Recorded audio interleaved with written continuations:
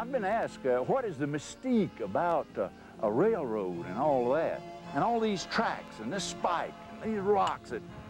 These rocks came from Packlet, South Carolina, down there in a quarry that used to be known as Campbell limestone pits. We had everything going for us up here in the upstate, and that's why in 1859, girl, we were able to get us a train right here into Spartanburg.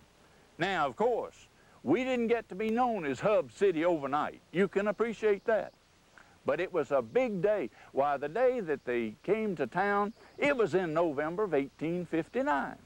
And there were 15,000 people who came here from a barbecue. Why, they came from far away as Tennessee, North Carolina.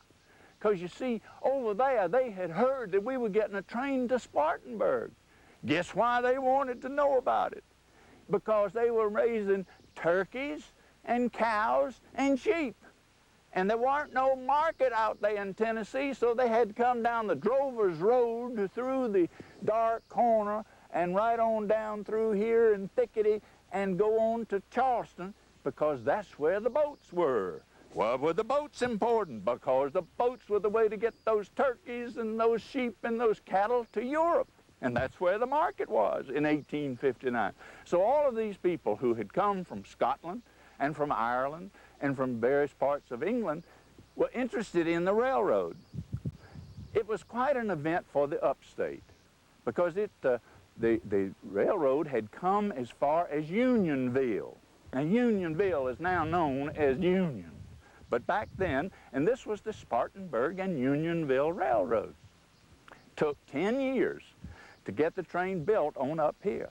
It was because of the trains that we were able then to attract all of that industry.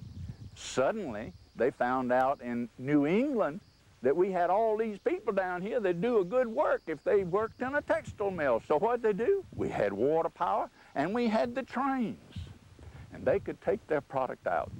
So that's why there's a mystique about trains. Trains took care of the people in all of the world wars. It was unfortunate because there was an interruption about the time that we had completed the train into Spartanburg in 1859. You know, the big war came along and folks were pretty well occupied, and so we weren't able to have an opportunity to build up to Asheville. Well, that's what those folks in Tennessee wanted, because they were tired of driving those critters down the mountains. Well, of course, then the trains came through finally, and after the big war, and it was built on up to Hendersonville. They couldn't get it into Asheville for about 10 years after that. Well, when they did that, they would bring the cattle and the turkeys and load them on the trains there in these slatted cars that would take them live. These were live animals. There weren't no refrigeration in 1860s. You remember that, I'm sure. Well, they came on down, and after the train took the work away from the folks up in the dark corner, now the folks in the dark corner had feed pens. You know, we have them up here at cow pens right above town too. Well, they had gone into the business of raising corn. Well, when the trains took all of those critters through there, what were the folks going to do with the corn? You know what they did? They made liquor out of it. They were going to survive. It's called survival. At one time in the dark corner up there back of town where Spartanburg County and Greenville County come together, you know, there were 13 kilns of 13 different companies making jugs. Now, you know what those jugs were for? It wasn't for chicken feed. It was for white lightning. So they came on through, and the Drover's Road pretty well dried up. There are those who know it as the Plank Road, the Drover's Road. Most of us know it as Blackstock's Road, don't we? Well, Mr. Blackstock was a busy man, and they've got even a memorial to him. If you're going up, you know, there's an interstate highway now we've got. It goes right up the mountain, up Round Mountain above Tryon. If you look off to the right up there, there is a stone column that was built there in honor of Colonel Blackstock and all his men who pushed through here. Well, I just thought you'd like to know a little bit about what happened when the railroads came to town.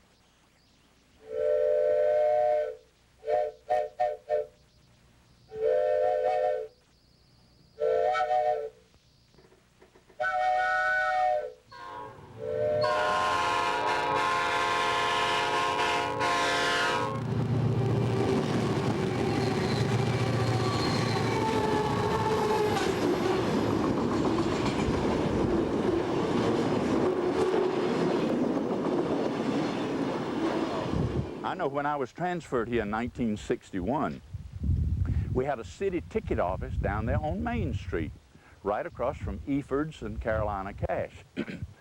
Now that is where the original mainline train had come to Spartanburg in 1859.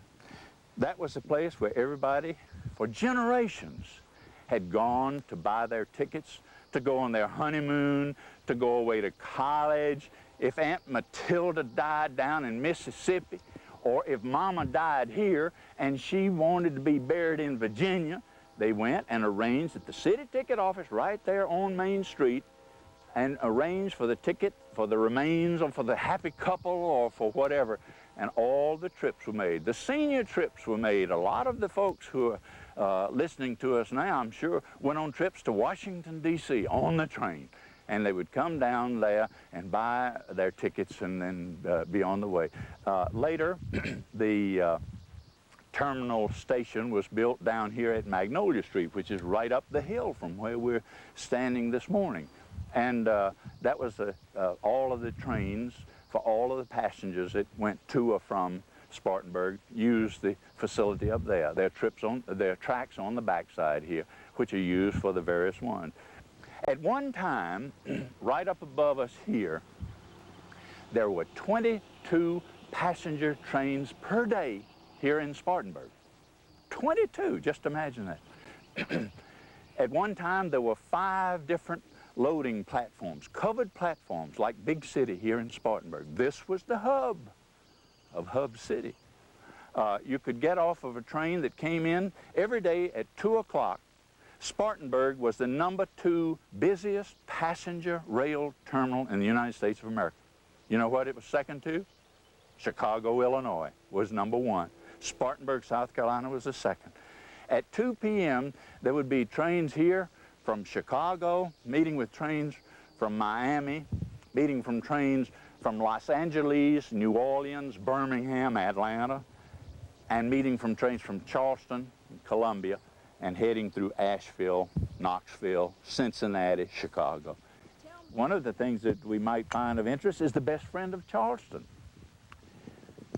The state of South Carolina was fortunate that in 1832, they had the first train in this country that ran on a daily schedule. It was called the Best Friend of Charleston. Of course, as we've mentioned, Europe was the #1 claimer of all of our goods. We were producing money by shipping our produce and our animals and our forests to Europe. They had cash. We had no cash in this country.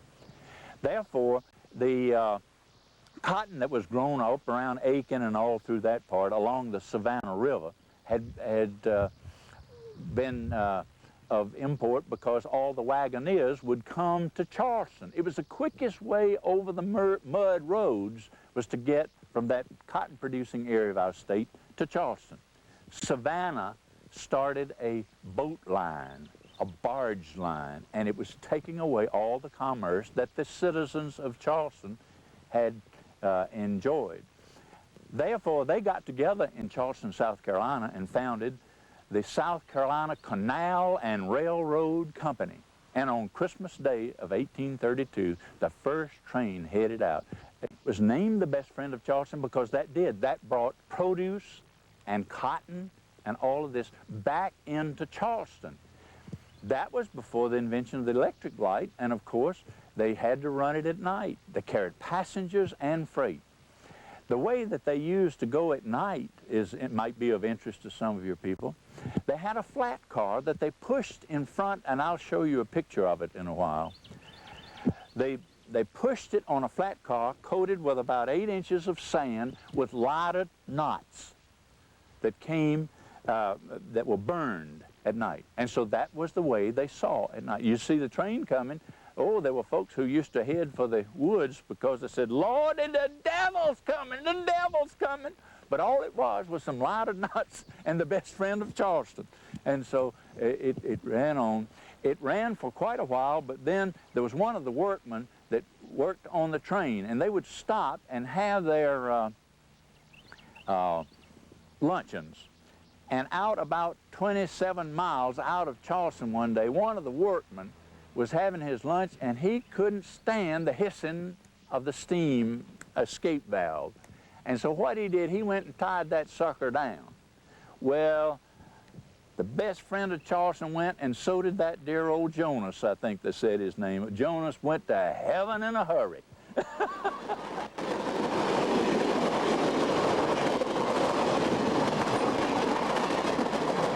And I'm reminded that when I was a young child, 6 or 7 years old, we were in Covington, Georgia, and we lived where we could hear the rattle of whenever those trains came over, we heard it hit everything, about 2 blocks away. 2 o'clock in the morning, 3 o'clock. I used to dream about, man, I wish I could get on a train. It was very remote, the opportunity to do it, and I didn't make it until I was 12 years old. But I remember at that age of 6 or 7 that hobos would come in. It was the first time I had ever heard of the term Bolshevik. Boy, I found out what Bolsheviks were. Hobos allegedly had some way that they could mark a house of a good woman. My mother was a good woman. And so every day, not every time you'd heard some of this, and the train, and it'd come to a stop about 2 blocks away on the Georgia Railroad in Covington, Georgia, we'd know, uh-oh, they're going to be coming. Well, my mother would have food cooked. And some of these Bolsheviks, they were angry-looking men. They were from the north, primarily, and they're coming south. They'd heard we had plenty of food, and they were starving in New York and Philadelphia and Pittsburgh, Detroit. So Covington, Georgia was on the Georgia Railroad, and they would come there and knock on the door. Well, my mother would feed them, 3 or 4 of them. The next day, 2, 3, 5 of them. Different people every day. They would go back and catch that train, and then we'd hear them leave by the clank, clank, clank. Finally, my father says, Vera, we're not going to be able to do this anymore. She said, well, J.D., what'll I do? She said, well, just lock the door and don't go to the door when they're not. They always came to the back door. There was some sort of a mark that hobos used to identify a place, and they would always go to the back door and come in. My brother Al ended up, I got him a job with the Southern Railway when he was about 21 years old. He lives in Greenville now and is retired from the Southern Railway. But Al and I were under this kitchen table, and our mother, she saw 4 or 5 of them coming.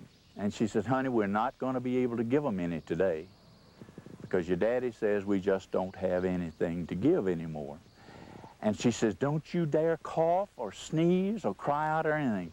Well, oh, Lordy, Miss Agnes, that was a scary thing. That was the scariest thing that happened to me in the Depression, was to hear those men, and they'd bang on the door. We know you're in there. We want some food, you know. And that broke my mother's heart, but we had to do it. And then after 4 or 5 sessions, apparently whatever that little mark that was on Odom Street in Covington, Georgia, apparently the mark was removed because we didn't get hobos anymore.